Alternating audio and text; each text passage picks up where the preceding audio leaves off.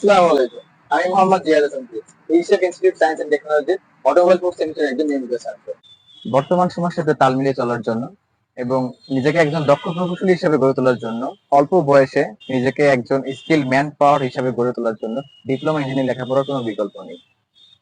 আমরা যারা শিক্ষার্থী রয়েছি বর্তমান সময় তাদের মধ্যে নিজেদের কর্মসংস্থানের বিষয় নিয়ে একটা হতাশা কাজ করে।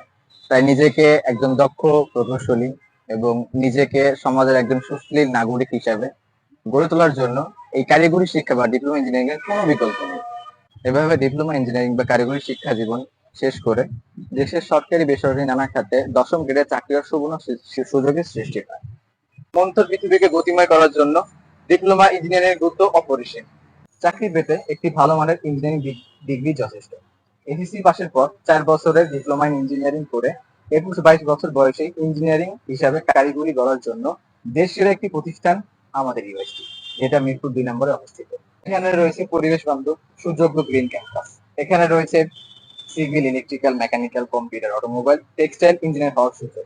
জাতীয় ও আন্তর্জাতিক ভাবে সুনামধন্য একটি রিসেপ বাংলাদেশের অঙ্গ প্রতিষ্ঠান হওয়ায় শিক্ষার্থীদেরকে বাধ্যতামূলকভাবে রেজাল্ট ও কারিগরি কাজ শেখানোর মাধ্যমে চাকরি নিশ্চিত করা হয়।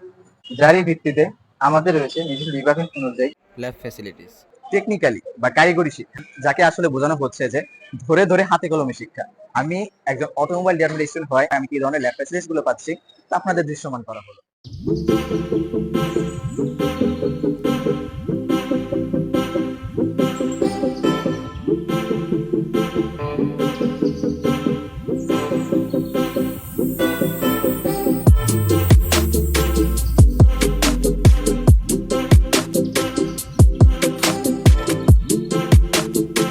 তাই আপনাদের সবাইকে আমাদের ক্যাম্পাসটি ঘুরে দেখার জন্য আমন্ত্রণ রইল। আসসালামু আলাইকুম।